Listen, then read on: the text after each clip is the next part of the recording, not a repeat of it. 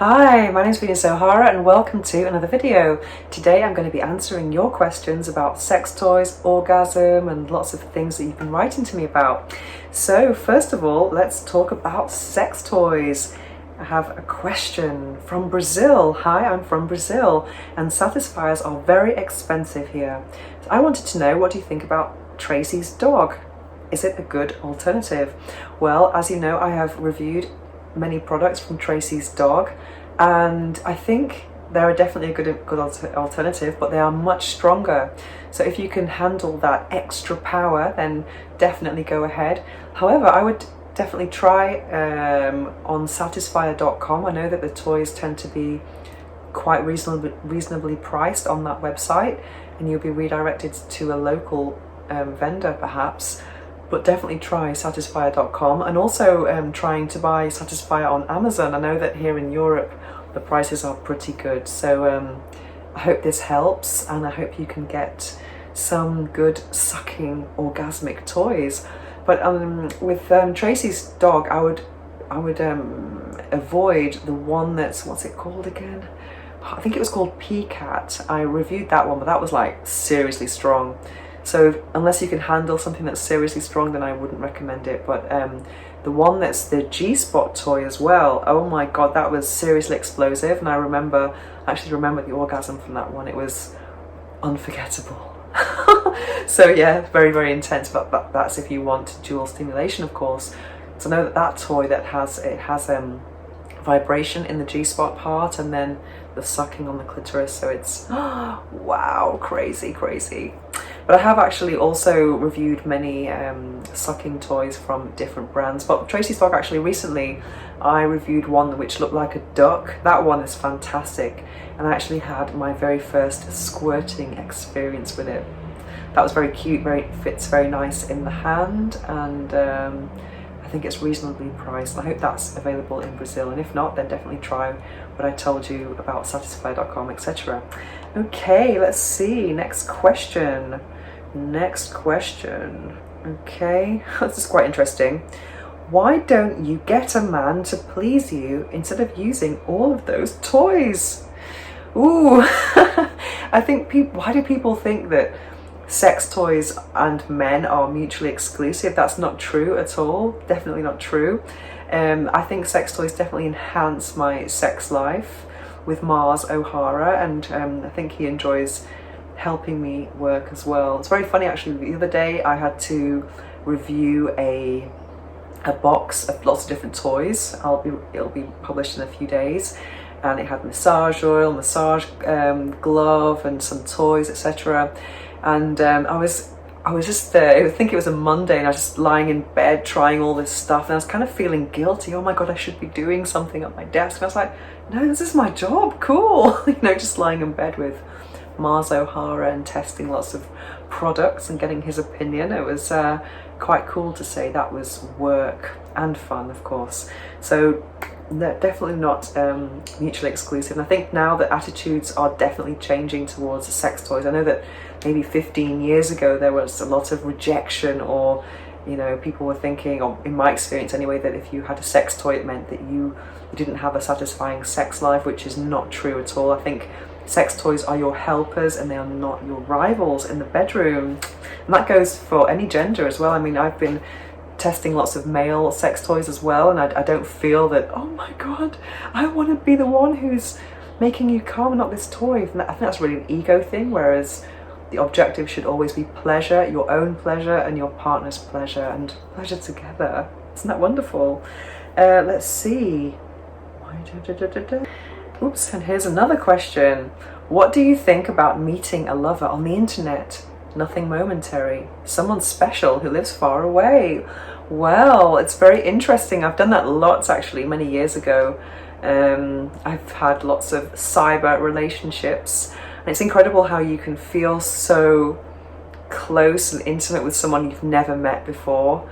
And I think sometimes you can have lots of ideas in your head and expectations, and even though you don't want to have expectations, it's kind of inevitable. And then you meet them and it just goes, no, I'm so disappointed. That's happened to me so many times. You kind of fall in love with love, that's happened to me. But other times I've had actually very profound experiences as well, and it's been very emotional, and then you meet in person and it's been very explosive. So what do I think about it? I think it's incredible. I think it's great. I think it's great that now there are many ways to meet people. It's not just a case of who you know in your circle of people, let's say at work, home, friends, social life. It goes beyond that, and so you're not relying on nightlife or meeting people in person. So I think it's definitely a good idea, because especially if you meet people who have shared interests, I think that's definitely cool. But I've had even situations when I was working in export sales and I had clients in different countries, and over time I was perhaps in contact with certain people maybe several times a day over months, and then the emails went from professional to personal, then to personal phone calls, and then meeting them, and oh my god, yeah, it's quite incredible how these things work. So I think it's fantastic. Just be safe about it, and if you meet someone from the internet, I think it's let someone you know where you are. I think that's really important. But for me, I have never done the app thing. I just didn't like the idea of someone knowing how many meters away from them I was. I thought that was very creepy, and also just to reduce myself to a profile picture and a sentence doesn't seem right to me. And now that I'm on a kind of really spiritual path, I'm not just I don't want people selecting me as a lover just based on my photo or a sentence. They have to know me inside out. Yeah. Okay, so let's see any more interesting questions here. Okay, so if you have an adult website, what kind of payment processes? Well, I have a members area on my site, and I use a payment platform called Epoch, epoch.com, and I'm very happy with Epoch. I've worked with them for many years now, and it's fantastic because I don't have to deal with any passwords or billing issues or anything like that. So I have no contact with the members of my website, which is great because I don't want to have any kind of admin work. Oh, my password's not working, or I want a refund or anything like that. I just kind of go woo, leave it all to someone else, pay them a commission, and then I just check how much money I've made while I was sleeping from time to time. So that's pretty cool. Someone asked me which air pulse vibrator they could use during couple play that won't get in the way. Well, during couple play, do you mean penetration or foreplay? Well, because I think in my experience anyway, or my opinion of these pulse toys, I think I'm not sure if they would really work during penetration, because it's very important to put the nozzle on the clitoral glands and not move it throughout stimulation, and sometimes perhaps it might move a little bit, during penetration, and also it would depend on the position. But one thing I love is Satisfyer Pro 2. I think it's got the best kind of cushioned nozzle, which is quite comfortable, and you can hold it up here, and obviously it depends on which position you do. Might not work for missionary, but that's a toy that's kind of easy to move in different places. And I would also actually go for Satisfyer Pro 2 vibration, because vibration, it's not so important to have it pinpointy on the right place, you know what I mean? So you could actually experiment with both types of stimulation, the what's it called, air pulse, and the vibration as well. And someone actually asked me if someone else, I can't remember where the question was now, about these toys, if you could use the vibration and the air pulse at the same time, or if they were if it was one or the other. With Satisfyer toys, you can use them in combination, which is fantastic. Because something that I love, for example, is to have the continuous pressure wave and then some kind of patterned vibrations with like pulsations, zzz, zzz, zzz, or waves. Zzz, zzz, zzz. It feels amazing to kind of notice those two sensations, and you get the vibration outside on the ring kind of nozzle, the part that's in contact with your body, and then in the hole in the middle you've got the air, so it feels quite nice. So yeah, I'll definitely recommend Satisfyer Pro 2 vibration.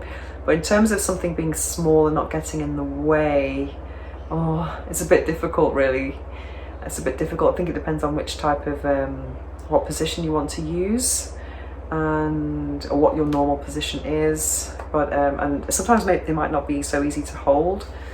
I don't know. I haven't actually tried. So perhaps also Satisfyer Traveler, which is quite small. That could be a good option as well. Anyway, I hope this helps, and if anyone else has any alternative advice, then please don't hesitate to leave a comment in the comment section below. Let me see if I have any more questions here. Okay, so thank you so much for everyone who's written to me over these last few days, and if you have any more questions about sex toys, orgasms, orgasmic living, or anything like that, then please don't hesitate to contact me at venus@venusohara.org, or you can add me on Instagram at venusohara. Thanks for watching.